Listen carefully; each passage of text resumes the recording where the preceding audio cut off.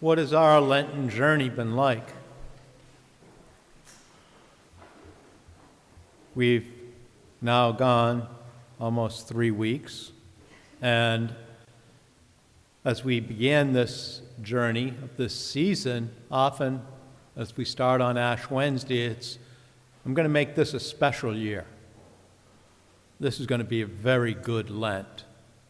And starting, we are overcoming a pandemic. We are looking at the challenges and difficulties, especially those in our world, in Ukraine, and a lot of other things going on that pull us away from what's my relationship and growing towards Jesus and wanting to truly celebrate with a full, open heart at Easter morning of realizing the resurrection that Jesus asks us to share in.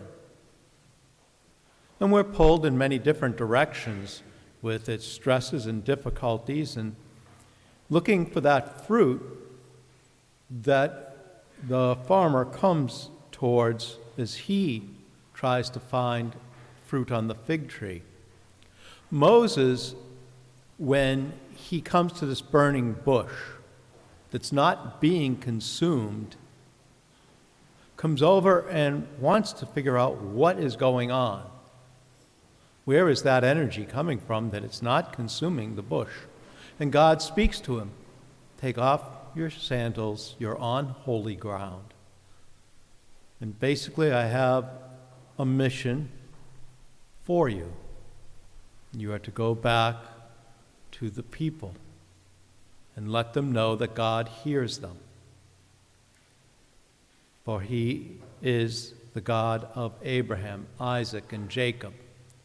That it's a personal God. Well, what's your name? And we know the power of a name in our lives. For when we look at parents, as a child calls out from a playground or being in a group, we can immediately hear them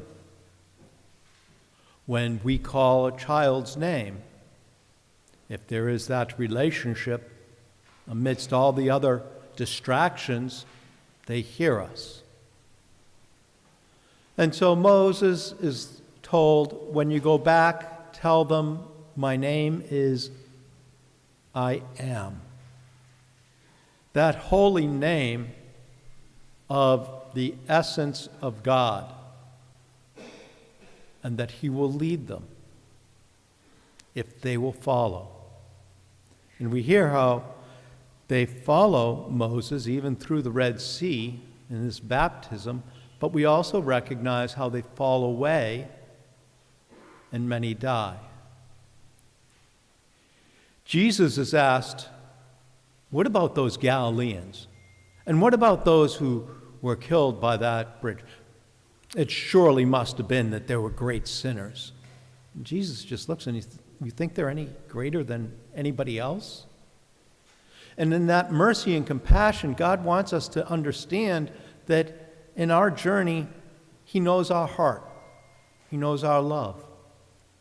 And I love this section where he uses the parable of the person who looks and comes out to the fig tree. For 3 years, I've come out and there's not been any fruit. Cut it down. And the farmer says, give me one more chance. Let me cultivate and fertilize it, and if it doesn't produce fruit, next year we can cut it. In our lives, how are we cultivated? What is the fertilizer that we have to put up with to give that fruit? To recognize our relationship to God, to Jesus, is one that asks us, yes, it's not easy. There are challenges, there are distractions, there's stresses, there's hardships. But in the midst of that, God's grace is at work. And as God's grace is at work, in spite of the busyness that we have, he's calling us to new life. We celebrate the season of spring, especially in this mid-Atlantic section where we are able to see the seasons of the year. Going through a winter with all of the weather, and now moving towards that new life, that blossoming, we ask God to enter into our hearts, to give us that energy, to be able to follow Him, and in realizing His love, that cultivation and fertilizer that we have to put up with, to be able to share His goodness with others, that His love is constant, His compassion and mercy is lifting us up no matter what. And in the midst of all that we're going through, He's extending His hand to say, come forward. Know of that new life. Be aware of my grace. And as we continue to journey in this Lenten season, this halfway almost point, we ask God, help me to acknowledge that I'm going to try to do my part, but even in failing to do it, I know that you're still there pulling me and asking me, open your heart. Know I'm there. Share that love. Continue to persevere and be patient.